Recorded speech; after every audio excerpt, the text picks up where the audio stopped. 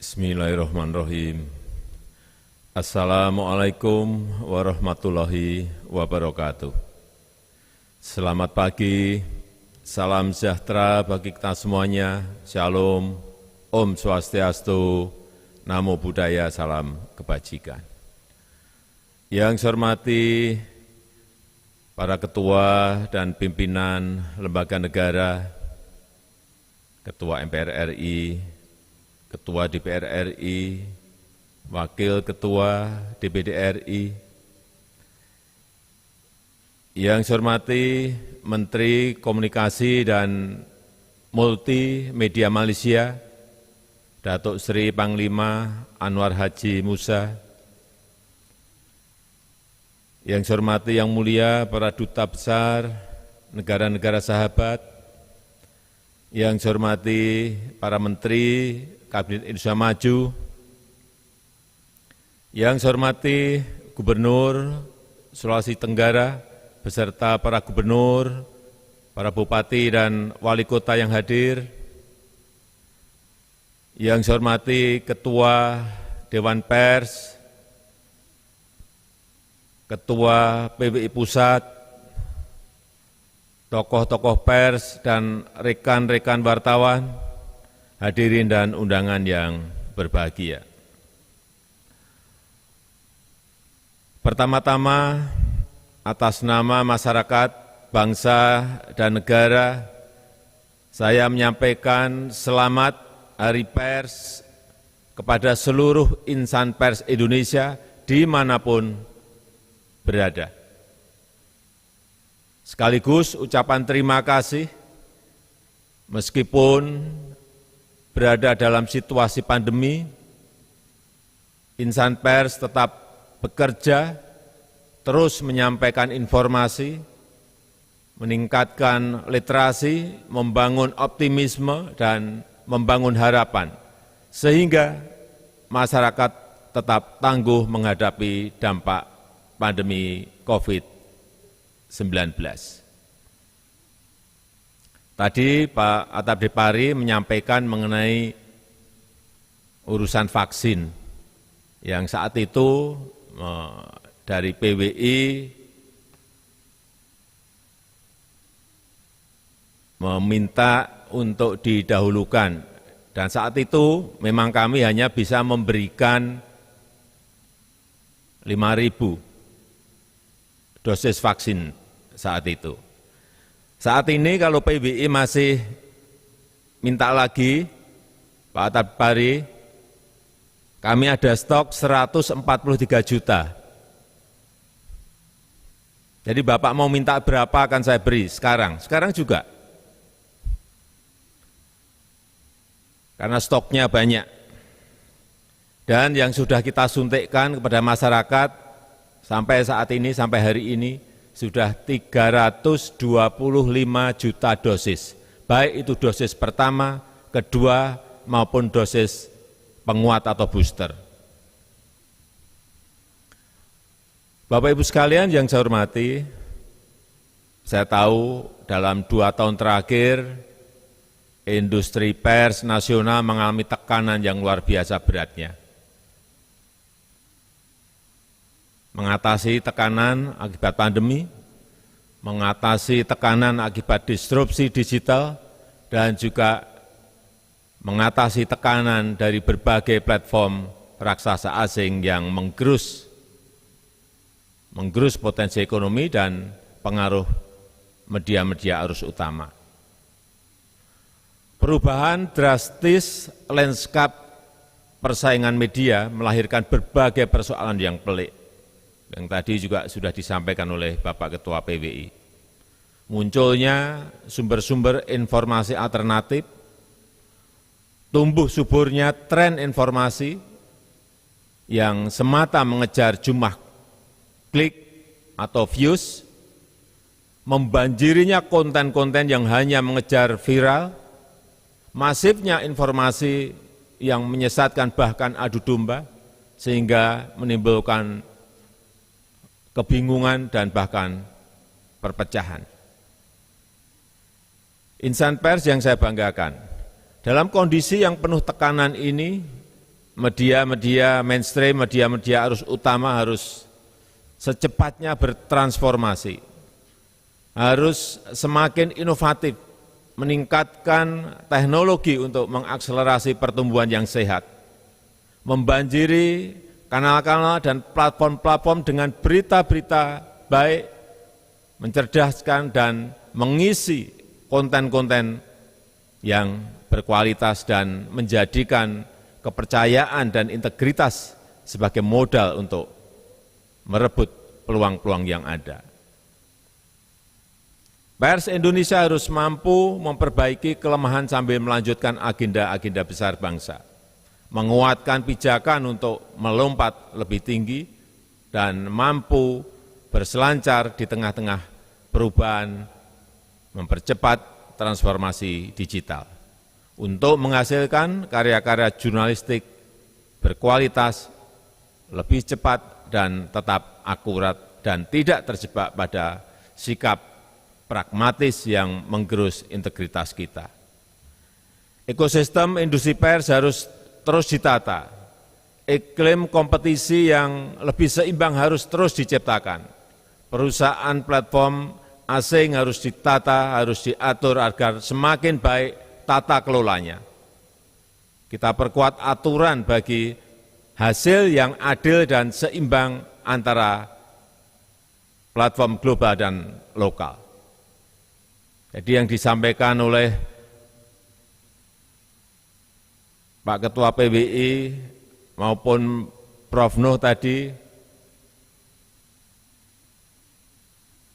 ada beberapa pilihan yang mungkin bisa segera kita putuskan, apakah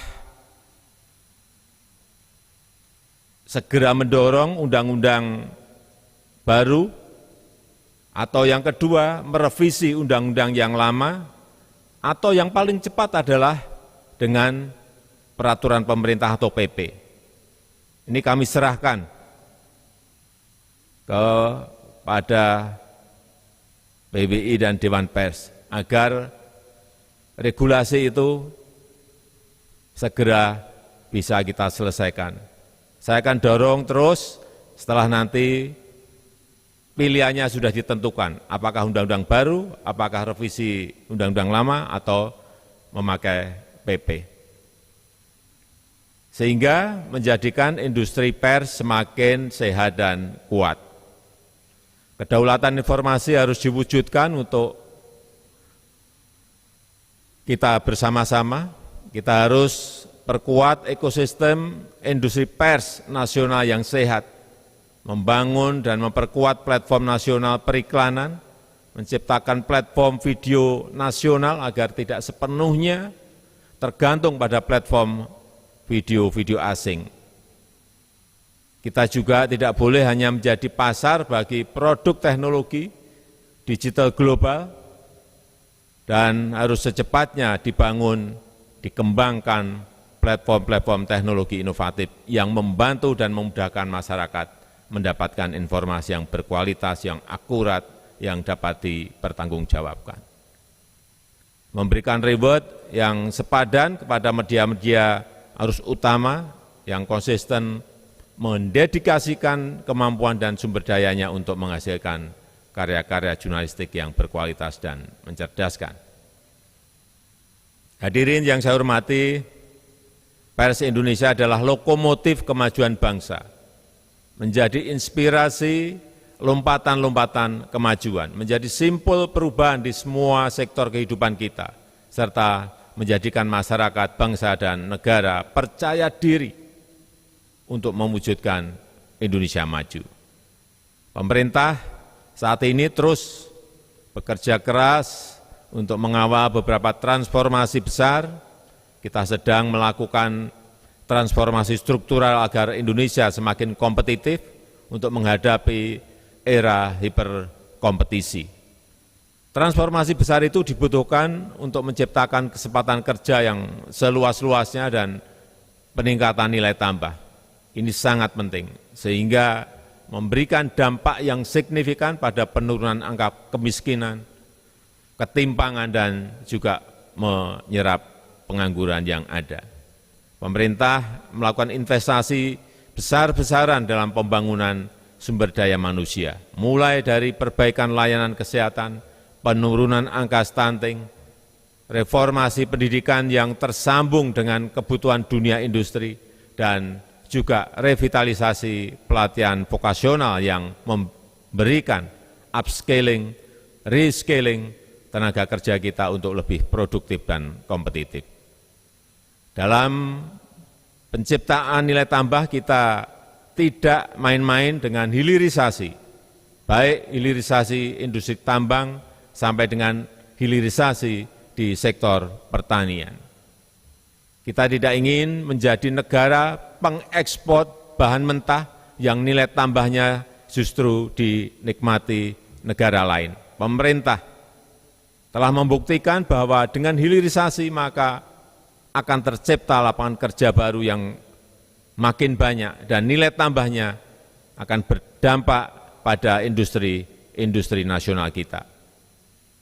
Penguatan nilai tambah juga kita lakukan dalam transformasi ekonomi digital dan transformasi energi.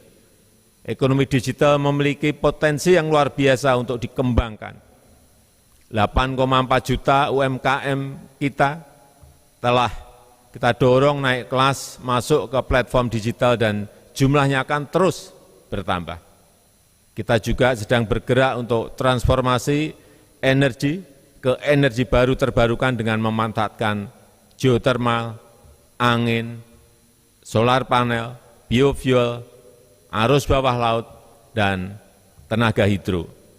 Ini juga sejalan dengan komitmen pemerintah untuk menggerakkan ekonomi hijau yang akan berkontribusi pada penyelesaian persoalan lingkungan di tingkat global. Komitmen untuk transisi energi dan transformasi digital ini akan kita angkat dalam presidensi Indonesia di G20 di tahun 2022 ini. Indonesia akan menjadi tuan rumah berbagai acara berskala internasional. Ini sebuah kehormatan dan kepercayaan yang sangat berharga dan kesempatan yang sangat baik untuk menunjukkan kemajuan-kemajuan kita yang telah kita capai, sekaligus meningkatkan kontribusi pada upaya pemulihan ekonomi global. Tahun 2022, saat mata dunia tertuju pada Indonesia, pers punya tugas besar untuk mensukseskan agenda-agenda penting tersebut, memanfaatkan sebaik-baiknya kesempatan berharga yang kita miliki dengan mengabarkan kabar baik dan kabar kebaikan, menunjukkan ketangguhan dan kekuatan kita, kekompakan, persatuan, gotong royong, solidaritas yang menjadi modal penting kita dalam menghadapi pandemi. Hadirin yang saya hormati, pemerintah menyadari bahwa kerja besar transformasi bangsa ini masih banyak kekurangan dan keterbatasan. Karena itu pemerintah selalu terbuka menerima masukan-masukan dari insan pers agar langkah-langkah besar ini betul-betul bisa tereksekusi dan dijalankan di lapangan, sehingga membawa perubahan dan memberikan kontribusi besar bagi kemajuan Indonesia.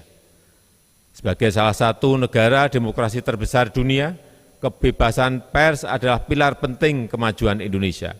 Kebebasan pers dan perlindungan terhadap profesi wartawan dijamin dalam undang-undang. Kritik, masukan, dan dukungan dari insan pers sangat-sangat penting. Mengingatkan jika ada yang kurang, yang perlu diperbaiki, mendorong yang masih lamban, dan juga mengapresiasi yang sudah berjalan baik, agar seluruh jajaran pemerintah dari pusat sampai ke daerah dan desa bekerja dalam frekuensi yang sama, visi yang sama untuk negara kita, untuk Indonesia maju. Saya rasa itu yang bisa saya sampaikan pada kesempatan yang berbahagia ini. Sekali lagi, selamat Hari Pers Nasional. Terima kasih. Wassalamualaikum warahmatullahi wabarakatuh.